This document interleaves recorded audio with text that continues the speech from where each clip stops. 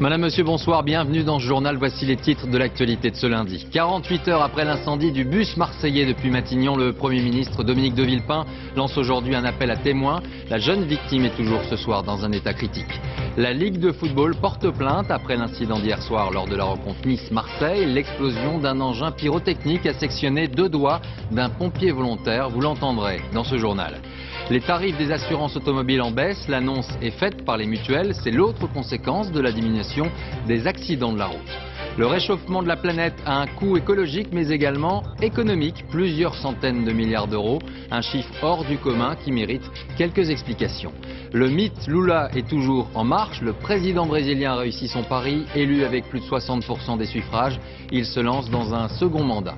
Enfin, nous reviendrons sur la suite des prix littéraires et notamment sur la crise au sein du jury du prix Femina. Exclusion, démission, un vrai roman à suivre à la fin de ce journal. À Marseille, la jeune passagère grièvement blessée dans l'incident criminel d'un bus est donc toujours ce soir dans un état critique. Les médecins refusent tout pronostic et cela 48 heures après le drame. Sa famille, revenue du Sénégal, l'entoure discrètement. Quant aux enquêteurs, ils sont toujours à la recherche des auteurs de l'incendie. Les premiers éléments parlent de mineurs qui pourraient être impliqués. Yannick Aroussi, Michel Comin.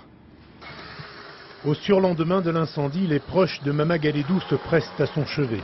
Ses amis, ses frères et sœurs et son père arrivés discrètement du Sénégal aujourd'hui.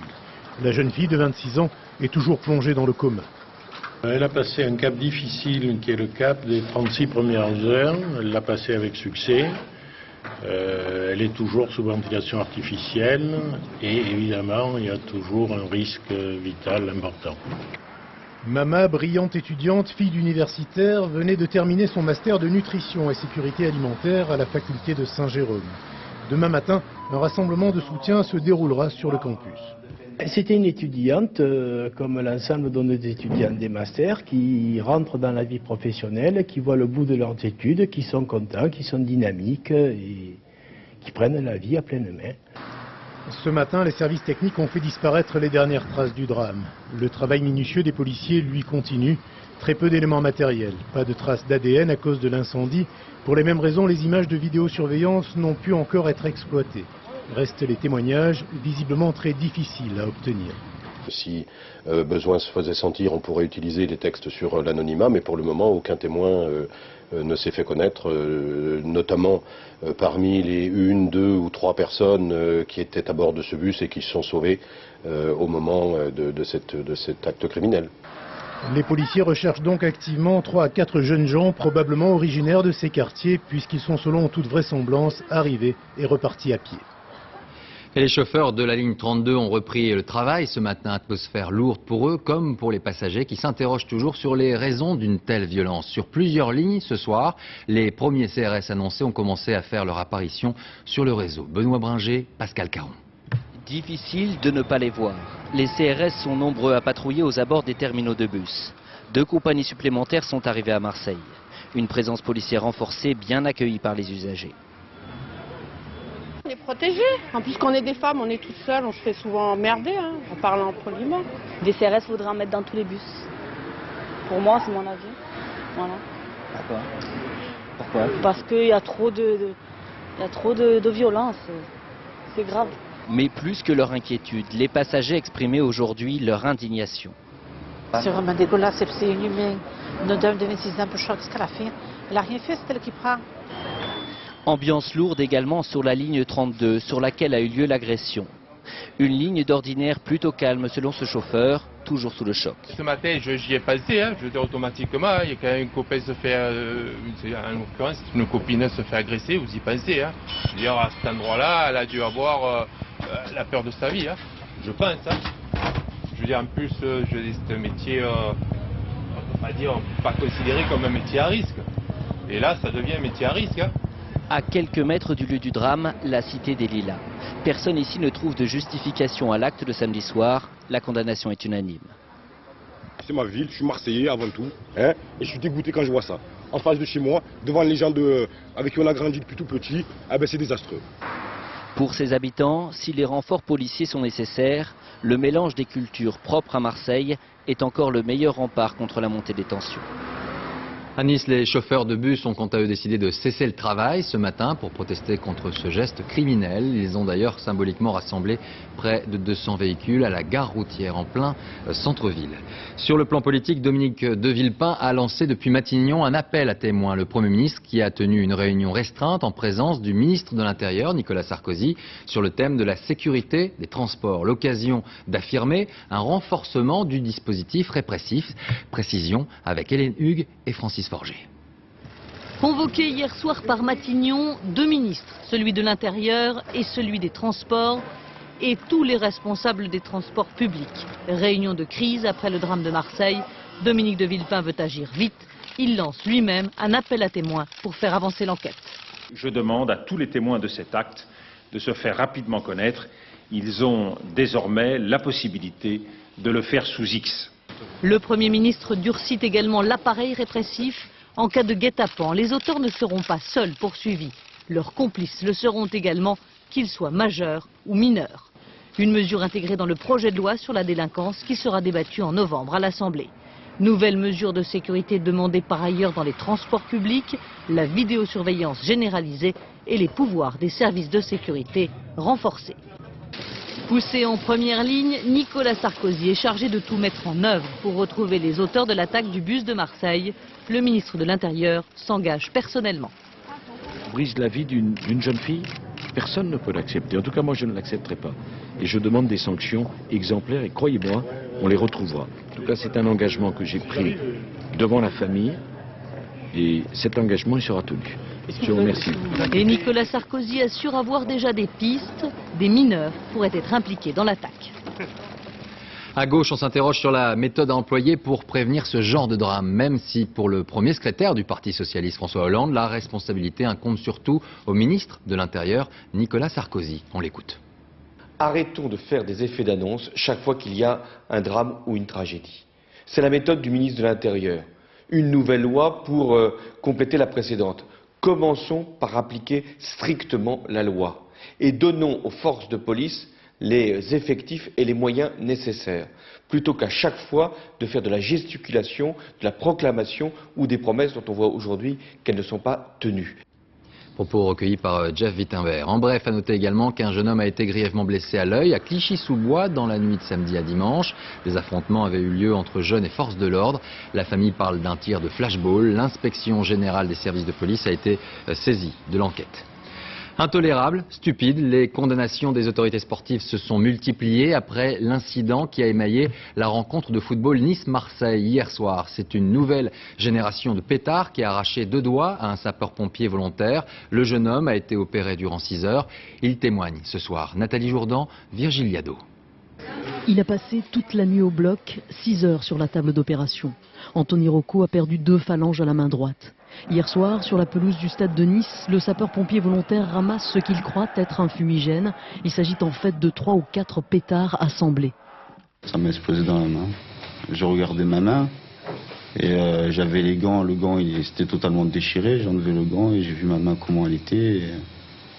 Il y a mon collègue qui est venu tout de suite. Pompiers et joueurs scrutent alors la pelouse à la recherche des phalanges du jeune homme.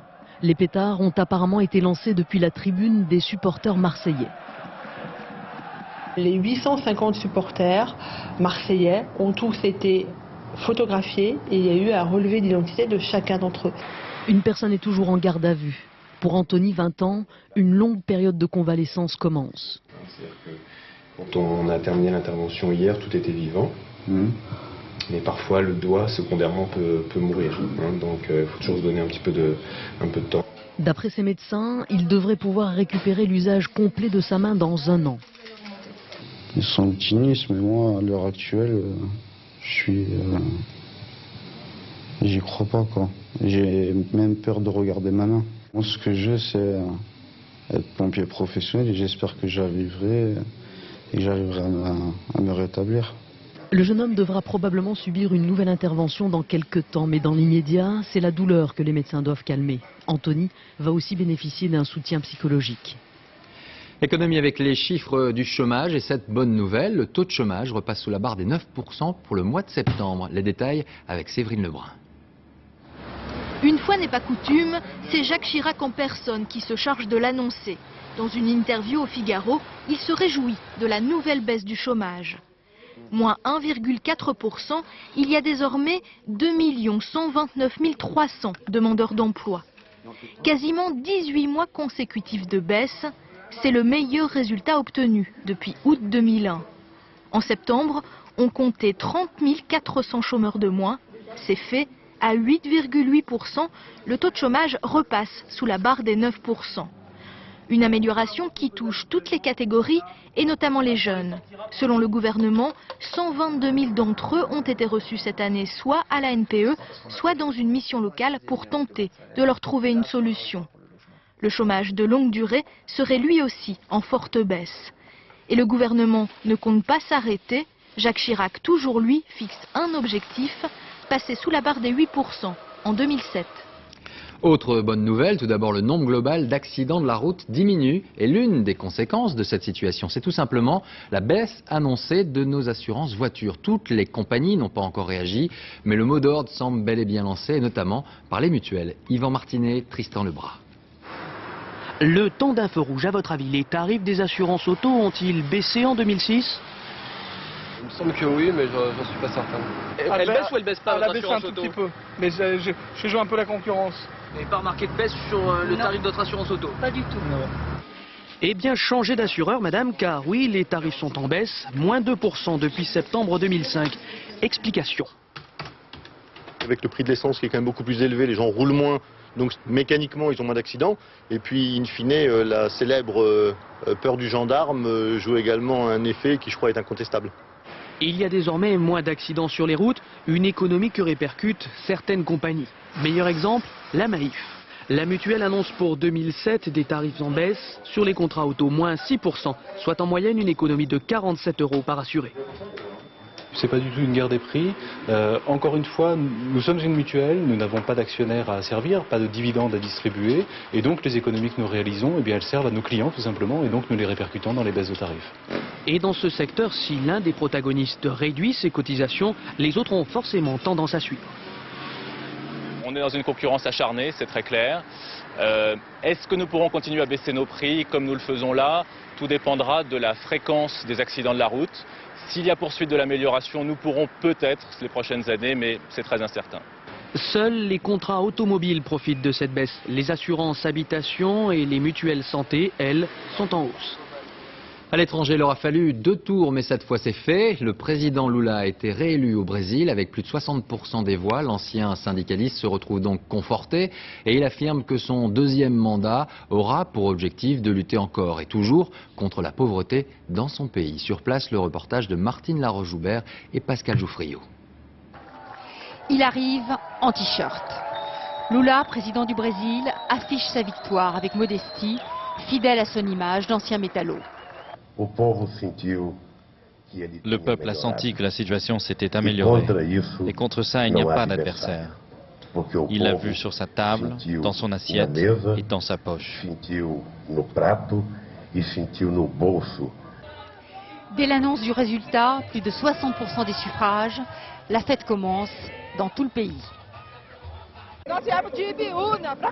On vient de loin, on a beaucoup milité, on a fait campagne sous la pluie, sous le soleil, de nuit. On est allé sur les terres de son adversaire. Son adversaire, l'ancien gouverneur de Sao Paulo, l'a emporté dans les beaux quartiers de cette capitale économique. Ici, la majorité des habitants ne se reconnaît pas dans ce président du peuple. Je n'aime pas ce résultat, je préfère l'autre candidat, mais patience. Lula a cherché ses voix auprès des Brésiliens qui lui ressemblent, comme ici, à la veille de l'élection.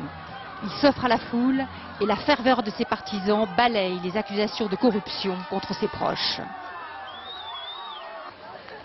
Alors ce matin, dans les favelas, les quartiers pauvres de Sao Paulo, chacun se réjouit de sa victoire. Les laissés pour compte du Brésil d'avant Lula se sentent enfin inclus dans la vie politique du pays. Avant, on ne pouvait même pas se payer 1 kilo de viande, acheter du riz, c'était trop cher. Maintenant, on peut manger de tout. Aujourd'hui, le pauvre vit.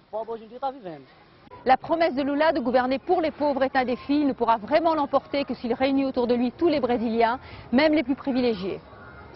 En Algérie, l'explosion de 2 véhicules piégés aurait fait 3 morts et 24 blessés, des civils et des policiers devant des commissariats de la banlieue est d'Alger. Les attentats n'ont pas été revendiqués, mais des sources proches des services de sécurité les attribuent à un groupe islamiste. C'est la première fois depuis des années que la guérilla islamiste aurait frappé en pleine ville. Toujours à l'étranger, au Congo, on attend dans 3 semaines les résultats des élections présidentielles qui se sont déroulées hier dans un climat tendu. Depuis des mois, le pays souhaite tourner la page de la guerre civile et certains espèrent même relancer le tourisme, notamment grâce à l'observation des derniers gorilles du pays. Dominique Derda, Frédéric Ranck. La région n'est pas très sûre, mieux vaut prendre ses précautions. En République démocratique du Congo, la guerre est terminée depuis 3 ans, mais dans le parc de Kahuzi-Biega, à l'est du pays, il n'est pas rare de croiser des bandits de grand chemin. Alors prudence. Sur les 6000 km² que compte cette réserve naturelle, une dizaine à peine sont accessibles aux quelques touristes qui osent s'aventurer jusqu'ici. Chacun a payé près de 300 € dans l'espoir d'apercevoir l'un des derniers gorilles qui vivent encore dans ces montagnes. Difficile de ne pas trembler au moment d'appuyer sur le déclencheur quand on se retrouve presque nez à nez avec un mâle comme celui-ci, 1,70 m, 180 kg.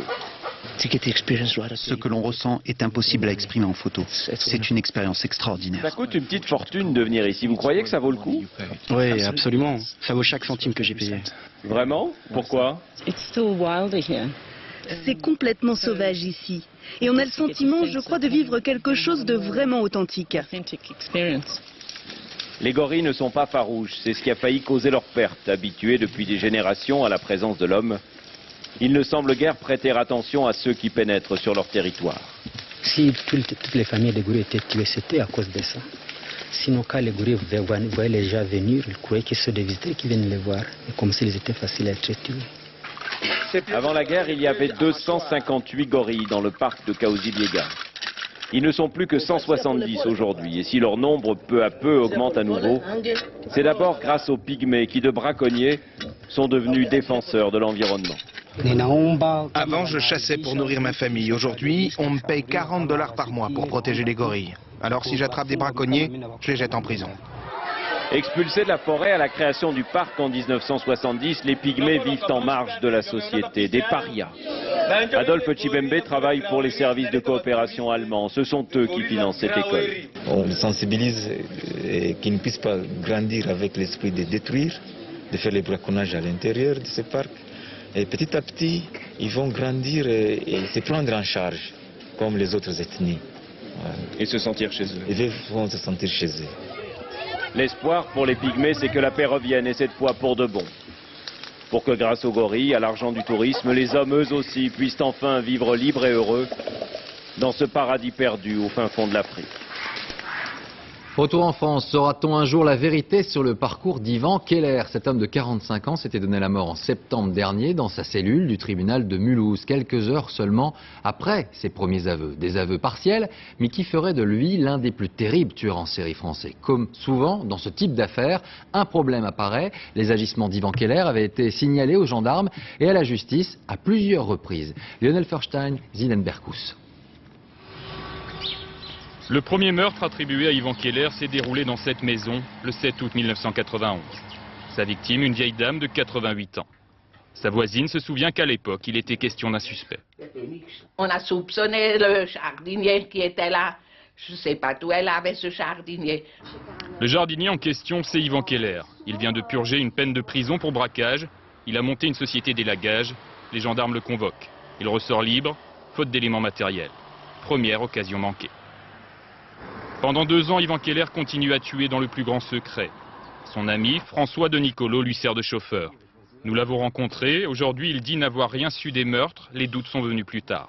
Mais vous avez compris quand qui tuait toutes ces personnes âgées? J'ai compris il y a 10 ans.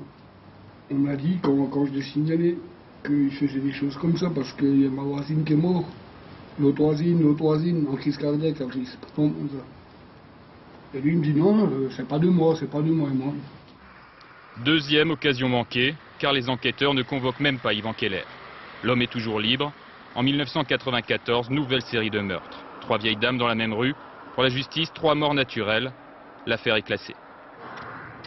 En 2000, Ivan Keller est à nouveau dénoncé pour cambriolage, cette fois par son propre frère. L'homme est aujourd'hui invalide. Pour lui, l'entreprise de jardinage a toujours été une couverture. Tous les mecs, je sais même une chose, même des clients qui l'appellent, ils les amènent cassés. Il a tué des clients à lui. Personnes âgées. S'il fallait tuer, il rentrait dans la chambre à coucher, il tuait n'importe qui. Il avait personne, même s'il a deux dans le climat. Il piquait le fric, et même ils n'ont pas bougé à deux, ils ne tuaient pas parce qu'il y a deux. Mais toutes les vieilles personnes à casser. Faute de preuves matérielles, l'affaire finit par un non-lieu. Pour la justice, c'est la dernière occasion manquée.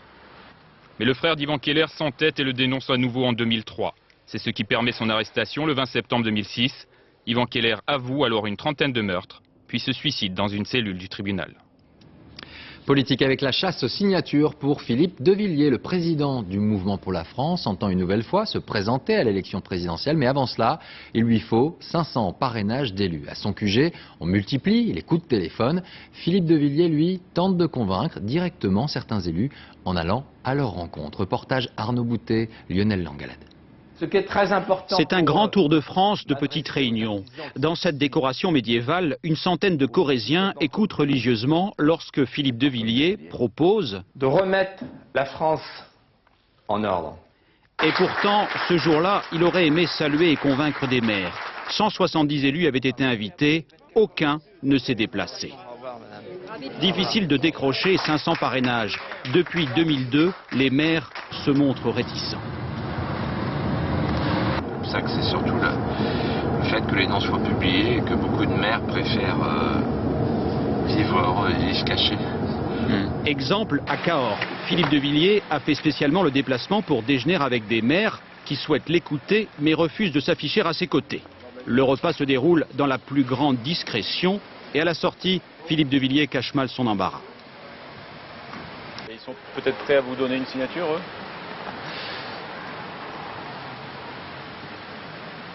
Pas évident. Je ne suis pas une signature près et je pense que j'en aurai plus d'une ici. Là. Au siège du MPF, les responsables passent des heures au téléphone. Et lorsqu'enfin un maire répond, c'est souvent pour entendre cela. Et est-ce que Philippe de Villiers pourrait avoir votre signature? Non, pas plus de Philippe de Villiers que n'importe qui, personne n'aura ma signature, monsieur. Personne. Autre maire, autre problème. Ce qui me gêne un petit peu, c'est son côté, selon moi, un petit peu trop, traditionnaliste. Nouvel appel. Moi, je pense à Sarkozy, parce que à droite, c'est le seul vote utile. Mais cette fois, l'argumentaire anti-Sarkozy est bien rodé. Nicolas Sarkozy est pour le droit de vote des étrangers pour les élections municipales. Donc ça vous concerne en premier lieu. Vous êtes sûr de ça? Oui. Mais tenez, hein, quand même. Le droit de vote des étrangers? Oui, pour les élections municipales. Ah bah dis donc. Le MPF disposerait de 300 promesses de parrainage. Comme une majorité des candidats, Philippe de Villiers reste encore à 6 mois de la présidentielle, loin du compte. Au revoir, monsieur. Et l'on reparle maintenant du chikungunya. L'épidémie avait touché 260 000 personnes à La Réunion l'an dernier. Le ministre de la Santé, Xavier Bertrand, a fait le déplacement sur l'île, l'occasion pour lui d'annoncer un ensemble de mesures pour lutter contre l'extension de la maladie. Sur place, Nicolas Châteauneuf, Mathias Second. Laver, frotter, fleurir les tombes pour que tout soit parfait demain. À La Réunion, la Toussaint, c'est très important. Et dans le cimetière de Saint-Benoît, les familles viennent déjà fleurir les sépultures. C'est important pour moi la Toussaint, oui. Parce que c'est quand il y a le 1er novembre, c'est tout le monde qui est une famille de morts, qui vient voir les vieux parents, les vieux ancêtres. Cette année pourtant, d'étranges visiteurs circulent entre les tombes. Ces agents des services de la santé doivent démoustiquer les 77 cimetières de l'île, des lieux de ponte parfaits pour le redoutable Aedes qui véhicule le virus chikungunya. Celui-ci aime l'eau des vases, c'est là que ces larves se développent. En 48 heures, elle va devenir un moustique adulte. Alors il faut traiter tous les vases remplis d'eau, les vider quand il n'y a pas de fleurs et se débrouiller quand ils sont scellés. Car le moustique, lui, n'attend pas. Près d'une tombe abandonnée, il pique déjà la peau de Thierry Desmarquet. Ce technicien des services de santé est immunisé, il a eu le chikungunya. En dessous, cette végétation très dense, on retrouve des grands récipients remplis d'eau. avec dedans plein de larves et aussi l'Aedes en train de se reproduire et de pondre ses œufs. Alors c'est sûr, il faut s'adapter. Au bout des allées, du sable mouillé a été installé pour remplacer l'eau des fleurs.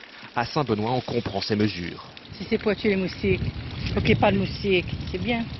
J'y crois beaucoup, oui. Justement, après avoir été atteint, alors on se rend compte que ce n'est pas de la rigolade. De gros moyens ont été déployés pour éviter que les Réunionnais se fassent contaminer en masse demain dans les cimetières. Mais après la Toussaint, il faudra continuer la lutte, car le moustique se reproduit très vite et plus personne aujourd'hui n'envisage sérieusement de pouvoir l'éradiquer. Le pompage du réservoir du porte-conteneur Roca Delmas est toujours en cours. Le navire qui s'était échoué mardi dernier pendant une tempête au large de l'île de Ré ne pouvait être remorqué avant cette opération. Aucune pollution n'a été en tout cas constatée, a déclaré la préfecture maritime de l'Atlantique. Le réchauffement climatique n'est plus le seul apanage des scientifiques. Pour la première fois, un rapport britannique fait le point sur son impact économique à long terme. Et le constat est pour le moins alarmiste. Une facture de plusieurs centaines de milliards d'euros et la récession au niveau mondial. Un cri d'alarme relayé aujourd'hui par Tony Blair. À Londres, Maryse Burgot, Dominique Marotel. À ce rythme de pollution, il nous faudrait une deuxième planète, voire une troisième pour survivre. Et à ce rythme, nous allons tout droit vers une récession économique d'ampleur catastrophique. Ces propos alarmants sur le réchauffement de la planète ont été prononcés aujourd'hui par cet économiste de renommée mondiale. Si nous ne faisons rien, dit-il, d'ici 2050, il nous en coûtera 5 500 milliards d'euros. Sécheresse et montée des eaux jetteront 200 millions de réfugiés sur les routes et 40% des espèces animales seront en voie d'extinction. Quand les gens ne paient pas pour les conséquences de leurs actes, les marchés s'effondrent. On peut s'attendre au plus grand crash de l'histoire de l'humanité. Un rapport commandé par Tony Blair et son ministre de l'économie pour tenter d'alerter la planète du business. Le message est clair. Si le monde des affaires ne s'engage pas dans la lutte contre les émissions de dioxyde de carbone, notre système économique va tout simplement couler. Des arguments qui s'adressent plus particulièrement aux gros pollueurs, la Chine, l'Inde et les États-Unis. En faisant publier ce rapport lourd et inédit, le gouvernement britannique entend prendre la tête d'une sorte de croisade mondiale contre le réchauffement de la planète, non seulement pour sauver l'environnement, mais aussi et surtout peut-être pour éviter un dérèglement de nos économies mondiales. Et à propos d'écologie, sachez que nous recevrons demain soir dans ce journal Yann Arthus-Bertrand. Le photographe nous dévoilera notamment les premières images de son émission Vue du ciel diffusée sur France 2 demain soir. Toute autre chose, la fécondation in vitro en France est réservée aux couples traditionnels. C'est pourquoi de plus en plus de femmes françaises célibataires ou encore des couples homosexuels franchissent la frontière espagnole. Pourquoi l'Espagne? Tout simplement parce que là-bas, le recours à la fécondation est beaucoup plus libre. Reportage à Saint-Sébastien, David Bazier, Bernard Bonarme. Chaque année, à Saint-Sébastien, en Espagne, une centaine de bébés français sont conçus par fécondation assistée dans cette seule clinique privée. De plus en plus de Françaises s'y rendent pour avoir un enfant, à tel point que l'établissement a mis en place un accueil francophone. Tous ces enfants que vous voyez ici, et beaucoup plus dans d'autres bureaux, ce sont des enfants nés dans notre service. En France, seuls les couples avérés peuvent espérer bénéficier d'une fécondation in vitro. En Espagne, la loi de 88 modifiée en 2006 est beaucoup plus libérale. Ça, c'est un banque de sperme. Pour des femmes toutes seules, pour des couples de lesbiennes ou pour des couples hétérosexuels. Couple homosexuel, Alice et Isabelle attendent un enfant conçu en Espagne il y a 5 mois. Pas du tout d'interrogatoire sur le contexte familial. On est reçu comme un couple standard, on va dire. Mais rien n'aurait pu se faire sans la complicité amicale de leur gynécologue, car tous les examens préalables doivent être réalisés en France. Il faut trouver le gynécologue qui accepte d'accompagner cette démarche. Elle a accepté de faire quand même des ordonnances de stimulation ovarienne, d'examens qui ne sont pas justifiables en fait, puisqu'il n'y a pas de problème de stérilité. Des femmes seules franchissent également la frontière, une tendance logique car la société française compte de plus en plus de célibataires. C'est le cas d'Annie, sa fille a été conçue à la clinique Quironne, car elle n'a pas voulu renoncer à son désir d'enfant. Bon, on attend pour voir si on va trouver quelqu'un, si ça va tenir. Et puis tout d'un coup, on voit que bon, on approche Enfin, à la limite pour une femme, disons, c'est pas normal. On devrait avoir le choix de faire ce qu'on veut. Face à cette demande croissante, la clinique Quironne est aujourd'hui au maximum de ses capacités. Mais pour un coût variant entre 1 300 et 5 000 euros, beaucoup d'autres établissements espagnols accueillent des Françaises. Dans un pays qui, il y a seulement 20 ans, était sur ces questions l'un des plus conservateurs d'Europe.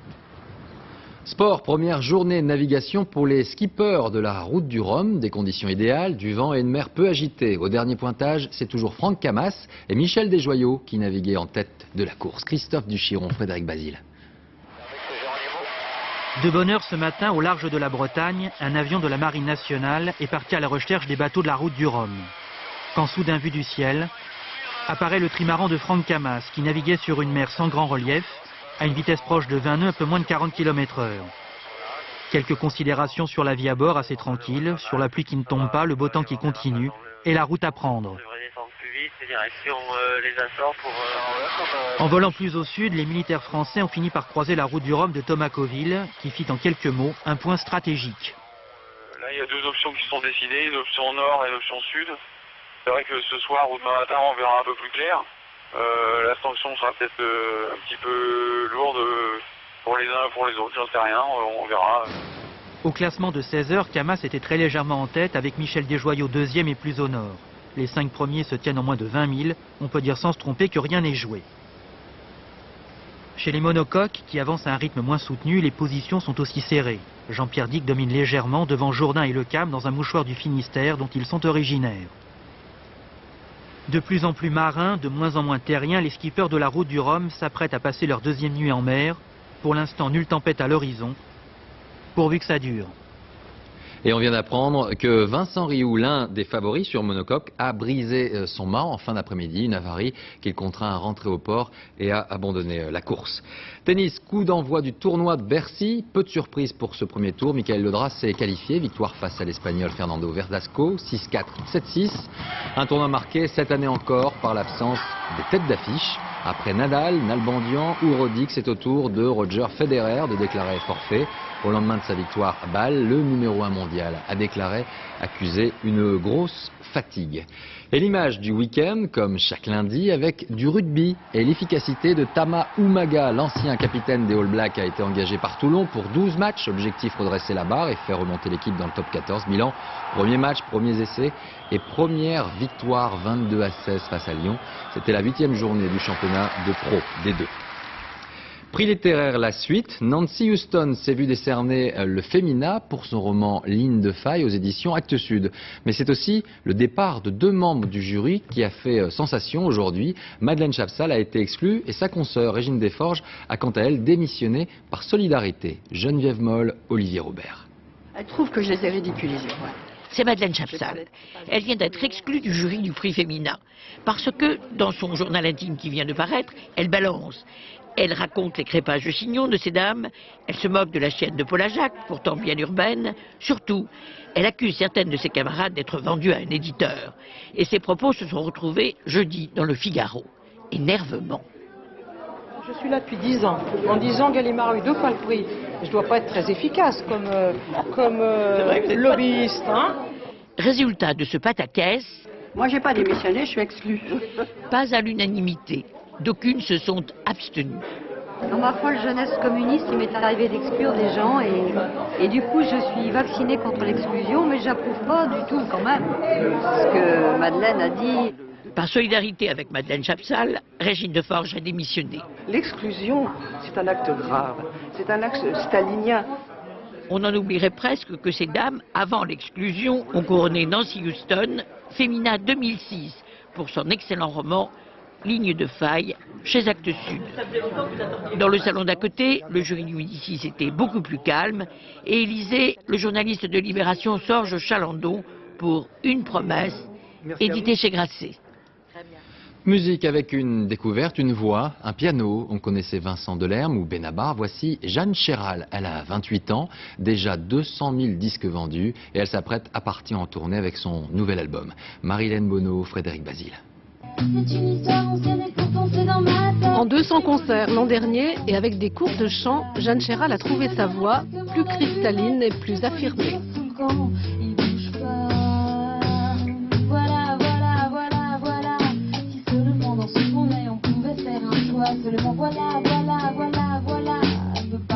Souvenez-vous, Jeanne Chéral est apparue sur la scène française en 2002, en même temps que Vincent Delerme.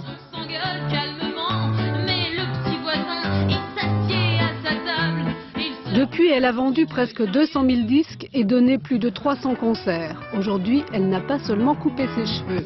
Je me suis beaucoup plus impliquée musicalement que dans l'album d'avant, parce que j'ai vraiment, en amont, j'ai fait beaucoup de maquettes, j'ai vraiment préparé, je me suis comportée un peu plus comme une musicienne. Son album s'intitule L'eau. Jeanne Chéral a plongé en apnée, les yeux ouverts, pour la photo de la pochette.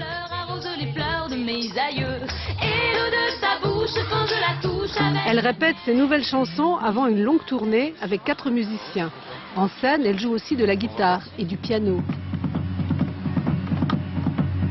C'est d'abord par plaisir, mais il y a sûrement une part de timidité, ouais, c'est sûr.